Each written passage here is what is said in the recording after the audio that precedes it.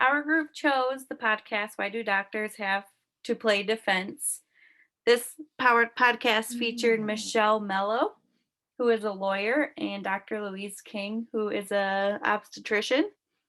This podcast goes over how Roe versus Wade has affected the medical industry.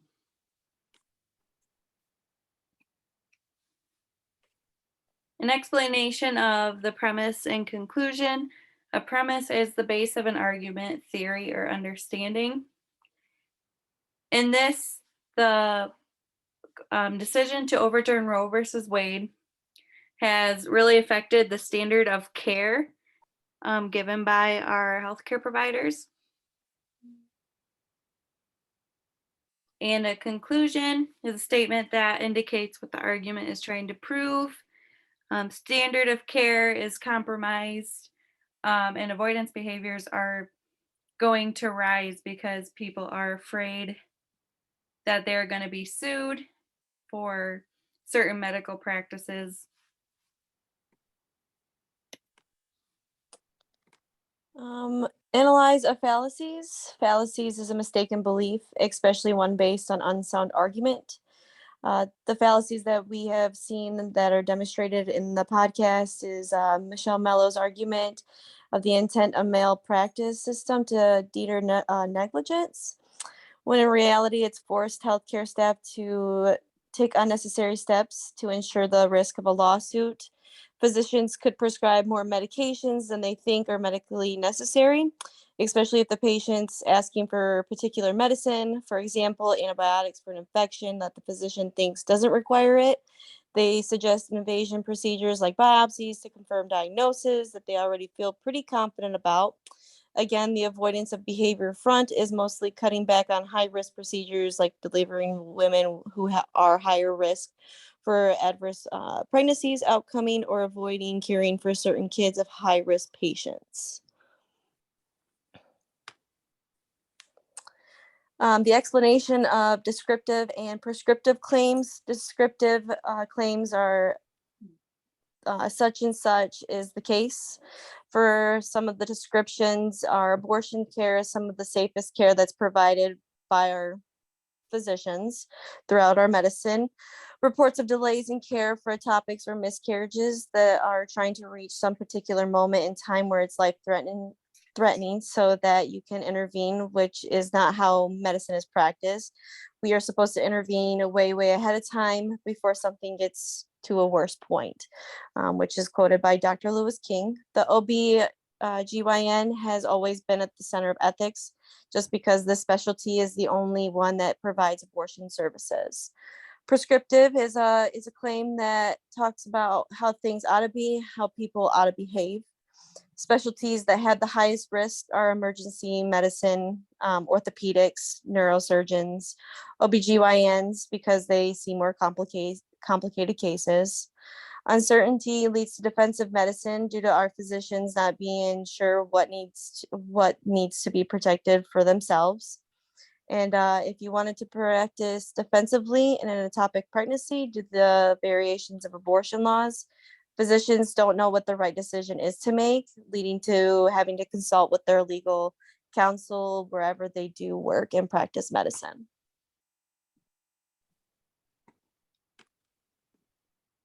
Here are some ambiguous words in their explanations that were seen throughout this podcast. The first one is defensive medicine, and that is the change in which doctors do their work over concerns about being sued for malpractice or negligence. Standard of care, it refers to a diagnostic or treatment process that a clinician should follow for a certain type of patient, illness, or clinical circumstance. Assurance behaviors means to do more, like to order more tests or to prescribe more medication. Avoidance behaviors means to do less, meaning to cut back on high-risk procedures. Deterrence is the action of discouraging an action or an event through instilling doubt or fear of the consequences. An obstetrician, which is the OB in OB-GYN, are doctors that deal with all aspects of pregnancy and delivers babies, and the gynecologist, which is the GYN and OBGYN, is a doctor who specializes in the physiology and medicine that deals with the function and diseases specific to females, especially those affecting the reproductive system.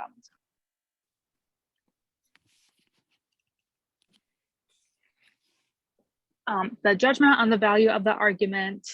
This ruling will result in more defensive medicine. The main byproduct of this ruling is that it leaves it up to state legislators to adopt more or less any law that they would like restricting abortion. And some of those legislators have chosen to be deliberately vague, inserting language providing exceptions to save the life of the mother to prevent serious health harms to the mother.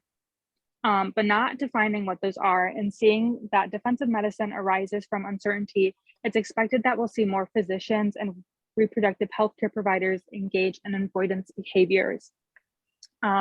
Standard of care is compromised. OBGYN has always been at the center of ethics, mainly because of the focus on abortion and how that care is and can be provided. It's understood that anyone who is in one of those states is carefully trying to negotiate the laws and stay within them as much as they possibly can, even though that compromises their delivery of standard of care. For example, if a provider is in a state where abortion is now banned in some form and they're seeing a patient who has an ectopic pregnancy and there's a risk of harm to the mom, there's the risk associated with providing an abortion, and there's a risk of not performing standard of care for the mom. On one hand, there's the fear of possible prosecution or civil suit under restrictive state abortion laws, and on the other, it's medical malpractice not to treat the patient in this situation. Additionally, if the patient is seen in an emergency care setting and the patient is not stable, and the treatment that's required to stabilize the patient's condition is abortion services, that's a violation of federal law. Even if the physician wanted to practice defensively in this situation, it's not clear what the right decision is, and it would not be expected for any provider to feel comfortable navigating the situation without advice from legal counsel. And abortion is essential health care. Abortion is essential health care and is some of the safest care that's provided throughout all of medicine. Abortion or terminating a pregnancy usually happens very early in a pregnancy. Statistically, it's most often in the first trimester.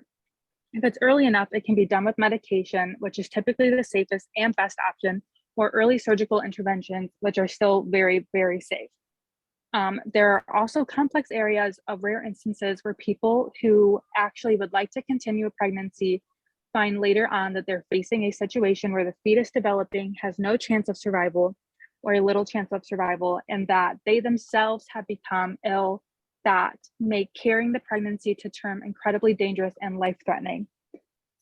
Those would involve providing a later term abortion to ensure the best possible outcome. And then there's ectopic pregnancies, which can be treated with medication or surgical means, but both are still technically an abortion. If abortion is some of the safest care that's provided throughout all of medicine, then why do some states want to make getting safe abortions illegal?